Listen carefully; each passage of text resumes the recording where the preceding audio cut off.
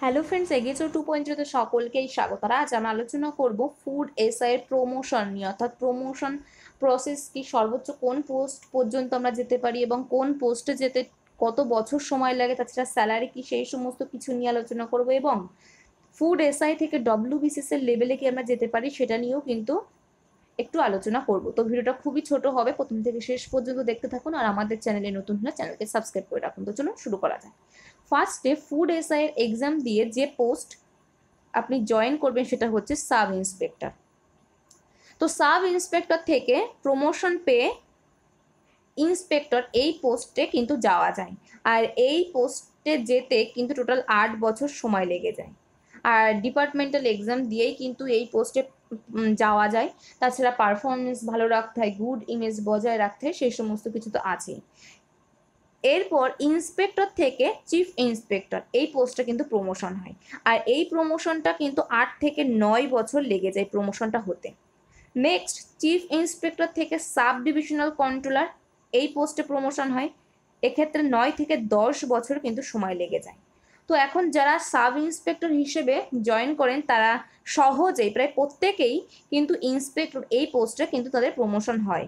Inspector থেকে chief inspector, তারপর sub divisional controller এই পোস্টগুলোর মধ্যেই কিন্তু সাধারণত ঘোরাফেরা করে। খুব কম জনই কিন্তু সাব ডিভিশনাল কন্ট্রোলার থেকে ডিস্ট্রিক্ট কন্ট্রোলার এই পোস্টটা পায়। এই পোস্টে যেতে গেলে কিন্তু 10 থেকে 12 বছর সময় লেগে যায়।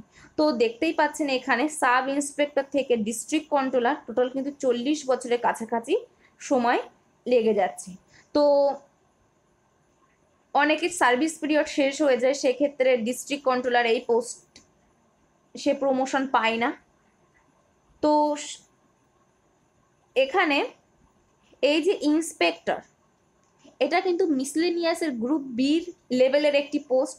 চিফ ইন্সপেক্টর এটা ডব্লিউবিসিএস এর গ্রুপ ডি লেভেলের একটি পোস্ট, এবং সাব ডিভিশনাল কন্ট্রোলার এটা ডব্লিউবিসিএস এর গ্রুপ এ লেভেলের একটি পোস্ট।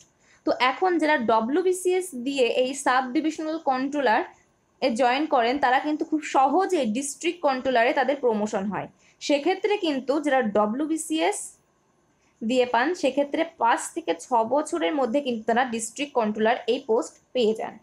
তো সমস্ত ফুডের ক্ষেত্রে সমস্ত ডিস্ট্রিক্টের দায়িত্ব কিন্তু এই ডিস্ট্রিক্ট কন্ট্রোলারের হাতে থাকে। খুব বড় একটি পোস্ট এবং খুবই দায়িত্বশীল একটি পোস্ট।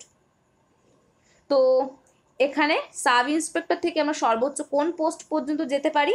District controller. কিন্তু খুব কম লোকই কিন্তু এই পোস্ট পায়। ম্যাক্সিমাম কিন্তু সাব ডিভিশনাল কন্ট্রোলার এই পোস্টে এসে কিন্তু অনেকেরই সার্ভিস পিরিয়ড শেষ হয়ে যায়। তো প্রচুর সময়ের ব্যাপার, প্রায় 40 বছরের কাছাকাছি।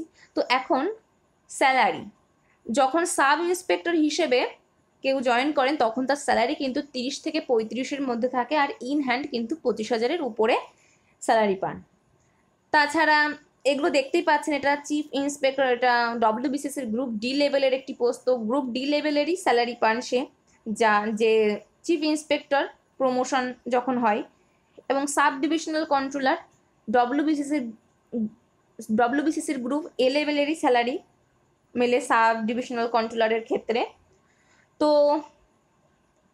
এই হচ্ছে প্রমোশন প্রসেস, এবং কোন পোস্ট থেকে কোন পোস্টে যেতে গেলে ঠিক কত বছর সময় লাগে সেই সমস্ত কিছু নিয়ে আজ আমরা এই ভিডিওতে আলোচনা করলাম, এবং ঢুকেই কত স্যালারি হয়, ইন হ্যান্ড কত পাওয়া যায় সেই সমস্ত কিছু নিয়ে আমরা একটু আলোচনা করলাম।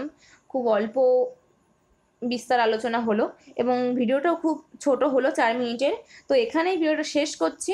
যদি ভিডিওটা ভালো লেগে থাকে অবশ্যই লাইক করবেন, আর বন্ধুদের মধ্যে তো শেয়ার করবেনই। তাছাড়া কোনো কোশ্চেন থাকলে অবশ্যই কমেন্ট করবেন, আমি তার রিপ্লাই দেওয়ার চেষ্টা করব। তো নেক্সট ভিডিওতে আমাদের আবার দেখা হচ্ছে। Thank you, good bye.